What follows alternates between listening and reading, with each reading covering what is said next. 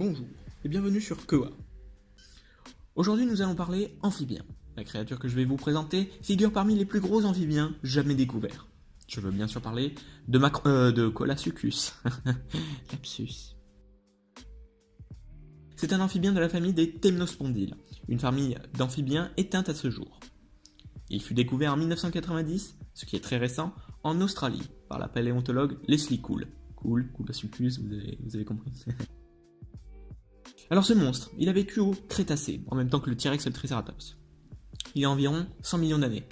Donc c'est pas vraiment non plus à la même date. Parce qu'il vivait en Australie. Et l'Australie, à cette époque, c'était dans le cercle arctique. Comme l'Antarctique en gros. Il y avait donc deux saisons, une chaude et une froide. La plupart des dinosaures à cette époque migraient au nord pour des terres plus accueillantes, plus chaudes. Mais pas le Colosuchus. En effet, il vivait tout le temps dans ces rivières froides.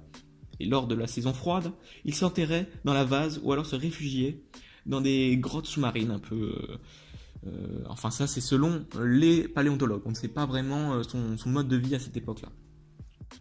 Le Colosuchus pouvait mesurer jusqu'à 6 mètres de long pour un poids environnant les 600 kg. Et avec un crâne de 80 cm de long. Bref, il était carnivore et son régime alimentaire était surtout composé de poissons. Mais il ne se refusait pas, de temps en temps, un petit steak de dino. Les paléontologues pensent qu'il pouvait chasser à la manière des crocodiles actuels, c'est-à-dire tapis à la surface de l'eau en attendant qu'une proie passe. Ce gros bébé était le prédateur ultime des rivières, à cette époque, et à cet endroit. Car aucun autre n'aimait ou était habitué aux eaux froides australiennes. Oui, c'est triste. Mais justement, c'est lorsque l'Australie est remontée vers l'équateur que on pense que le Colosuchus s'est éteint. Pourquoi ? Parce que les eaux sont devenues donc plus chaudes et donc plus accueillantes pour les crocodiles. Et donc c'est sûrement les crocodiles qui ont mis fin à la vie du Colosuchus. Ils l'ont remplacé petit à petit car ils étaient meilleurs chasseurs et nageurs.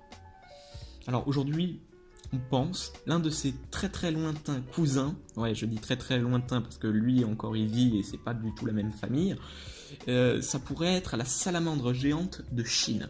Voici une image, oui, c'est quasiment ça, mais c'est une petite version miniature, c'est pour ça que les paléontologues pensent que c'est un lointain cousin du Colosuchus.